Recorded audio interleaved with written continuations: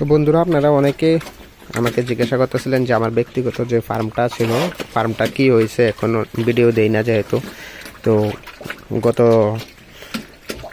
কিছুদিন আগে যে ভিডিওটা দিছিলাম, ওই ভিডিওটাতে অনেকে কমেন্ট করতেছিলেন যে আমার ফার্মের কি অবস্থা।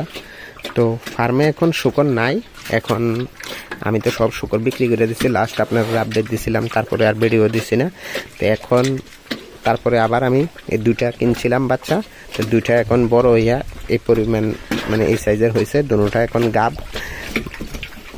ক্রস করাইছিলাম, তো ড্রেস সানটান করে এখন খাওয়ান টাওয়ান দিছি, খাওয়ান খাইতেছে।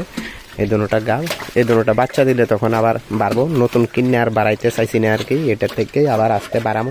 আর বাকি সব ঘরগুলো এখন খালি আছে, এগুলাতে এখন লার্কি রেখা দিছি, সব খালি। এই দুইটা আছে, এই দুটোটা রুম মিল্লা থাকে। তো এই অবধি এখন এই দুটোটা যদি বাচ্চা দেয়, ভগবান ভালো ভালো রাখে, তাহলে আবার ওই বাচ্চাগুলা যতগুলা ফিমেল হইব সবগুলা ফিমেল রাখুন, আর বাকি মেলগুলা দেখা যাক কি হয়, আগে হোক। তো এই অবধি আপডেট ফার্মের এখন এই বর্তমান অবস্থা এটাই। কিন্না বাড়াইলে পারতাম, কিন্তু কিন্না বাড়াইতে চাইছি না, যার জন্য আর করছি না। আস্তে আস্তে আবার বাড়াবো, সেই পরিকল্পনা, দেখা যাক কি হয়।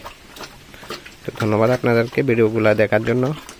অনেকদিন পরে ভিডিও দিলাম, আপনারা জানতে চাইছেন, তাই এই আপডেটটা দিলাম।